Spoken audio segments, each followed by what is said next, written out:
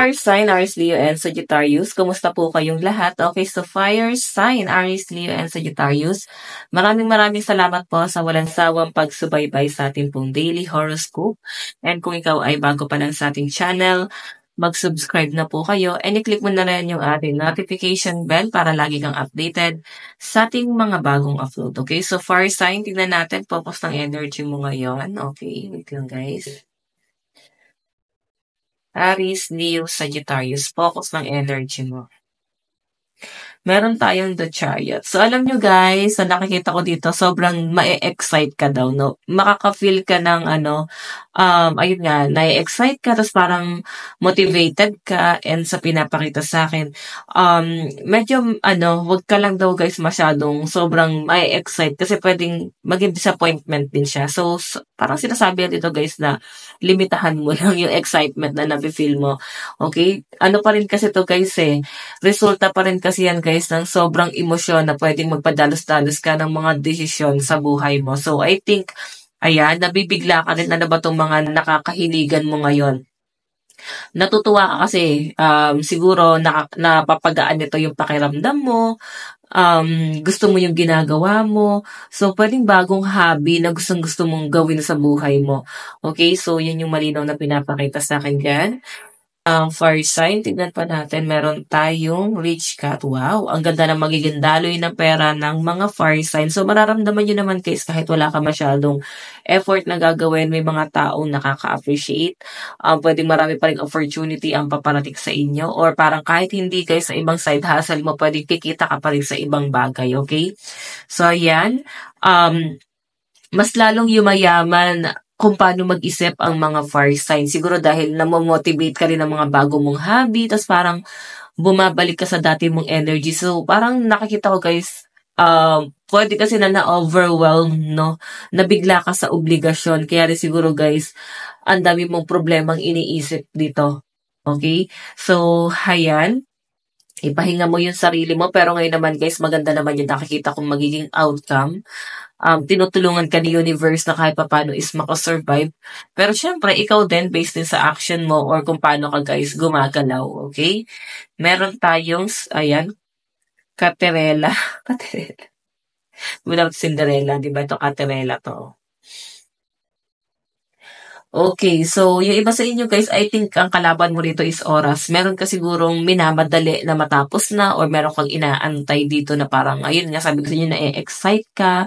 So kung ano man to guys, inaantay mo ngayong araw na matapos na, I think yung focus mo kasi guys is wala doon. No? For example, naimbitahan ka sa isang event, celebration, hindi mo yan guys gusto. Meron kang ibang gustong gawin. So sabi ko nga guys, gawin mo yung mga bagay na gusto mo kasi baka yun yung magpayaman pa sa inyo. Okay? Kung ano yung passion mo. Pag ginawa mo kasi yung bagay na hindi mo gusto, na-attract ka lang kasi nag-improve yung ibang tao. Tapos ikaw, na-attract ka lang, tapos hindi mo rin naman alam kung katulad rin kayo guys ng magiging buhay. So, focus ka na lang muna dun sa passion mo. Ano ba talaga yung gusto mong gawin? Okay? So, meron tayo guys, social network. Ayan. May mga vlogger ba dito? Meron tayong The Hermit. Oh, okay. So, iba sa inyo pwedeng nakakapag-isip dito na mag-vlog or pwedeng nakakapag-isip kayo guys na siguro mag-live selling online. Ganon ka-diskarte ang nakikita ko sa mga fire sign. Okay? Okay, so titignan pa natin guys.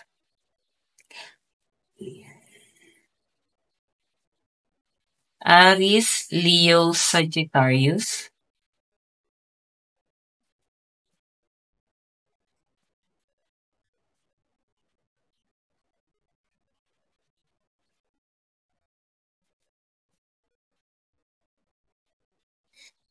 Oh, compromise. So, ito kasi guys, tingnan mo meron kang pilit na inaalisan na negativity or pwedeng umaalis ka dun sa anxiety mo. Pilit mo pinaglalabanan yung depression or anxiety mo.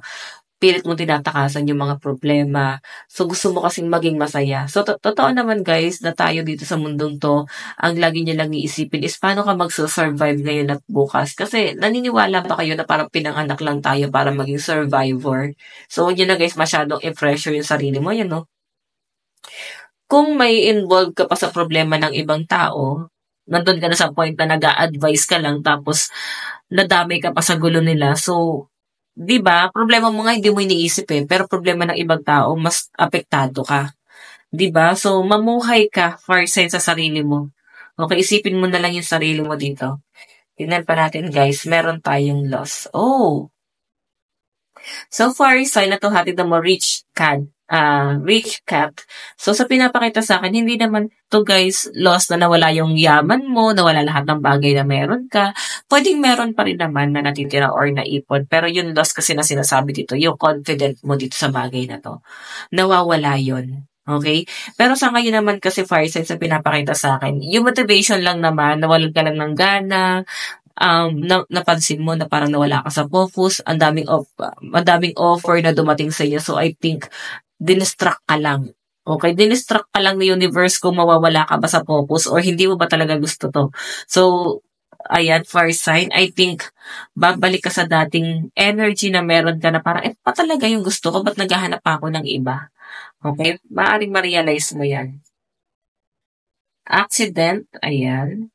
So, ingat-ingat lang guys, may mga clumsy rito, no? Goal, ayan, 'di ba? May mga vlogger dito, or puwedeng pinapalawak mo yung social media ano mo, um, alam mo 'yun, parang account mo. Okay, so puwedeng nakikita mo kasi guys na may improvement, may kita naman talaga sa social media. Kaya ang dami kasi guys ngayon vlogger. So yun din siguro yung goal ng mga farsa dito na parang mag-vlog or magkaroon ka guys ng connection pa sa ibang tao.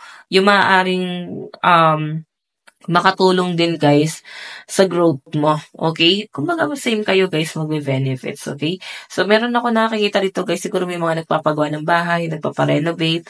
So ano ba 'tong pinag-iisipan mo? Siguro guys, nare-realize mo na hindi talaga siya guys madali, no? Or pwedeng sinabi ng friend mo, naku friend, hindi ganun kadali magpagawa ng bahay kung naiisip mo lang ngayon.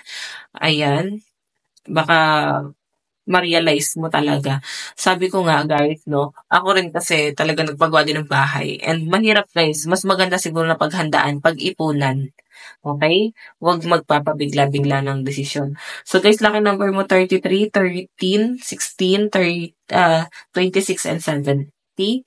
Tingnan pa natin meron tayong 3 of Wands, meron kayong inaantay na biyahe or meron kayong inaantay na siguro ano 'to, parcel. Sobrang ma-e-excite kayo sa parcel na yan. Okay, Wheel of Fortune. Okay, sa mga nagda-drive dito guys, ingat lang kayo.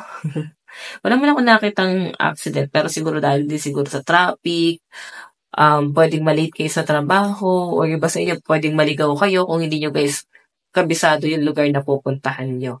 Okay, meron tayong 2 of Pentacles. Ayan. So guys, atong 2 of Pentacles na to, parang siguro yung iba sa inyo nagpaplano kayong magbiyahe 'no, pero siguro mas tinitignan mo dito is yung income 'no. Sabihin natin na maayos ang daloy ng pera mo, pero I think mas dinadala mo siya sa mas importante mo na ngayon. So ibang bagay muna yung pinagtutuunan mo ng pansin bago yung sarili. Yan po yung pinapakita sa akin yan guys, okay? Tingnan natin advice. Meron tayong I am supported on my path, 'di ba? Active yung mga gabay mo, sinusuportahan ka talaga, fire sign, okay? So guys, ito lang po ang inyong reading. Bukas ulit. God bless and love you all. Bye-bye!